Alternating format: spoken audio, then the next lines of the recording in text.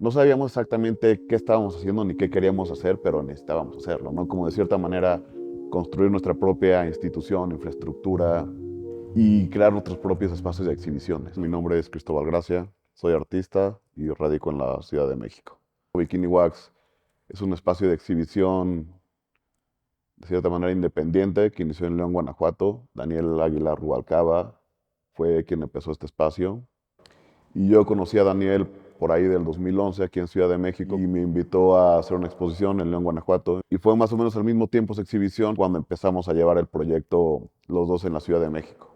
¿No? Dos amigos nos abren las puertas de su casa en El Escandón y ese lugar se convirtió en Bikini Wax durante mucho tiempo. Inicialmente, muchas de las exposiciones y proyectos respondían a una cosa muy in situ, no como mezclando en esta casa como muy compacta, muy atiborrada, el espacio de trabajo, de exhibición, doméstico, de vivienda. Entonces muchas de las exhibiciones tenían que lidiar con estas limitaciones como catalizadores de creatividad y de producción. Ahorita me viene a la mente la de Elsa Manso, que pidió usar las bases de la cama como bastidores, ¿no? Entonces las bases de la cama se empotraban a las paredes y ahí se ponían pinturas.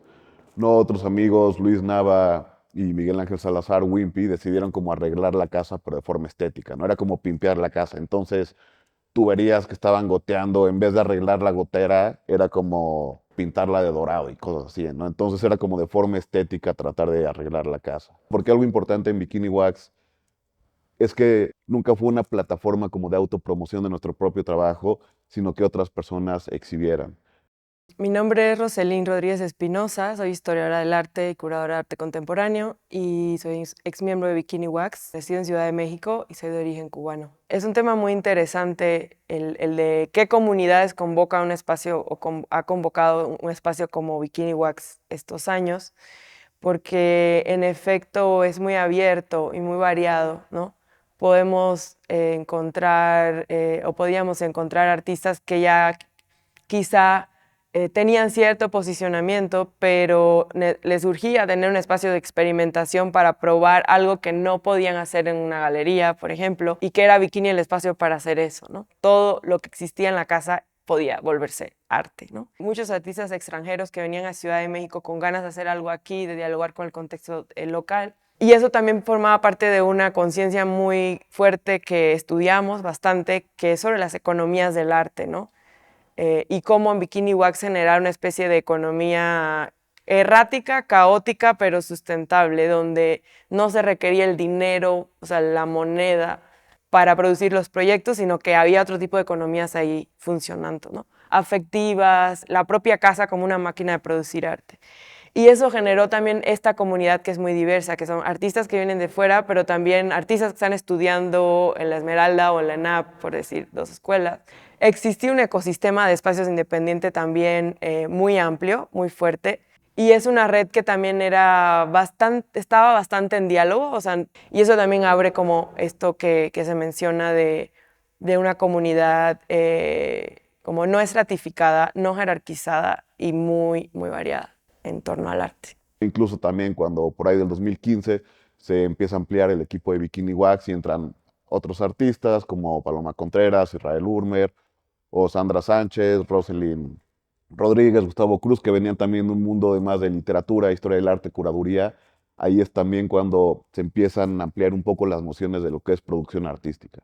Y por azares del destino también es un momento donde nos mudamos a una casa en la Buenos Aires que era un espacio gigantesco, ¿no? Entonces creo que se empieza a ampliar el programa y el espacio de Bikini Wax de forma como literal y metafórica. Alrededor de 2015, nosotros, bueno, varias personas que veníamos más de la academia o la literatura, otro tipo de investigación que no era específicamente la producción de arte, teníamos muchas inquietudes y ganas de hacer muchas cosas, sobre todo por fuera de nuestra formación convencional, ¿no? En instituciones. Y es ahí cuando llegamos a Bikini Wax, pues sí, como formadores de talleres, ¿no? Como un poco estudiantes. Y eso lo que hizo es que justo el espacio se transformó de ser un espacio solo de exhibición a ser un espacio de producción de conocimiento, de producción de pensamiento y un espacio pedagógico que también amplió muchísimo las posibilidades de la propia comunidad de Bikini Wax, ¿no?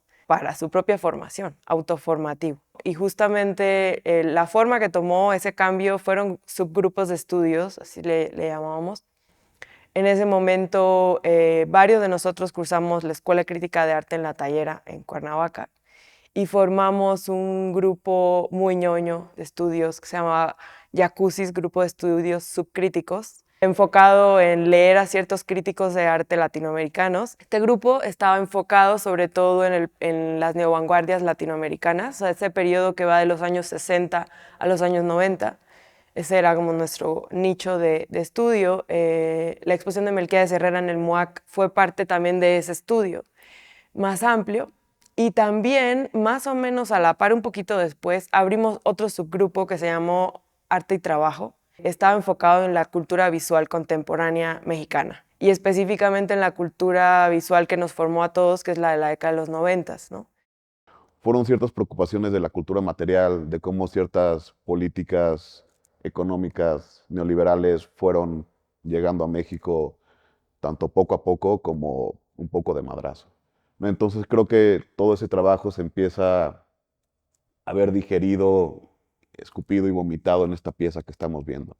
Algo importante de la obra es la invitación que se nos realiza a presentar en el Palais de Tokio, una obra que de alguna manera represente el argumento curatorial que ya estaba, que era sobre Ciudad de México y otras ciudades periféricas del mundo. Entonces ya con esa invitación nosotros, pues en nuestra actitud característica, pues tomamos distancia, una actitud crítica, pero también muy lúdica y muy irónica, es como, ¿qué vamos a llevar? O sea, ¿cómo vamos a representar a Ciudad de México en París, no? Porque evidentemente sí había una carga exotista en la exposición, ¿no? Y es ahí que surge la figura de Keiko, o la historia del animal, ¿no? Que se desdobló en dos, ¿no? Es una historia de un ser vivo, que es la ballena, la orca. Esta orca que es trasladada desde Islandia a Estados Unidos a México, que entra a México como un motor de avión, entra de manera clandestina. Pero al mismo tiempo lo que estaba figurando ahí era la construcción del personaje de espectáculo que se vuelve Keiko, ¿no? Los que tengan cierta edad pueden recordar que Keiko fue esta orca que estuvo en Reino Aventura del 86 al 96, que fueron justo estos mismos años que la economía mexicana pasa de ser como una economía estatal, protegida por el gobierno mexicano, a esta gran ilusión de dar el paso a la libertad económica, ¿no? Al primer mundo, no a las políticas neoliberales. Y fue al mismo tiempo cuando Keiko sale de Reino Aventura con esta obsesión del personaje de Willy y que se genera esta obsesión por alcanzar una libertad real a través de un personaje ficticio. O sea, es una metáfora que nosotros construimos, identificamos, pero que nos podemos dar cuenta históricamente de que así ocurrió. Específicamente en el drama de la película, donde todo va a que la ballena salte y sea liberada y entre al mar, ¿no?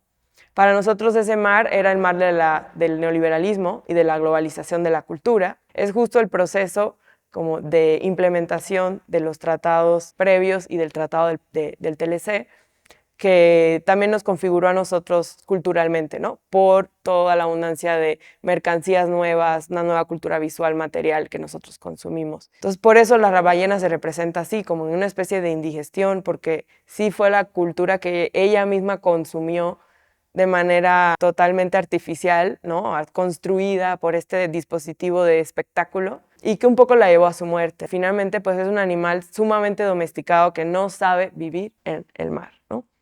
Y un poco para nosotros también era la metáfora de una economía neoliberal muy fallida, ¿no? En México y en América Latina.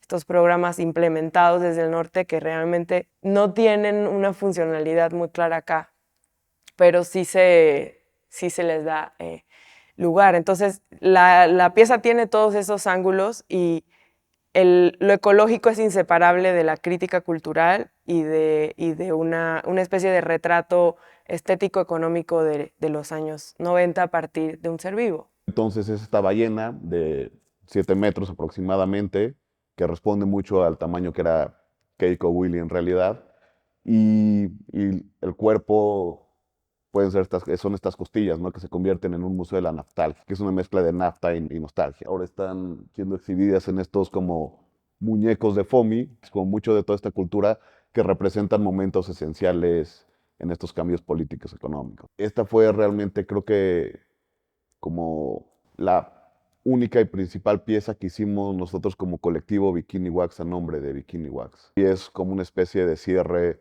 de muchos temas, de muchas imágenes, de muchas discusiones que tuvimos. Justo también después de la Casa de la Buenos Aires, que nos tuvimos que ir por el terremoto del 2017, que dañó un poco la casa, nos fuimos a la actual casa que está por Metro Villa de Cortés. No, y creo que los primeros momentos de esa casa fue como esta maquila y fábrica justo para esta pieza. Y después de que la ballena estuvo en Francia, regresa a México, se exhibe en la Galería Curimansuto y hoy está exhibida en el Museo del Chopo.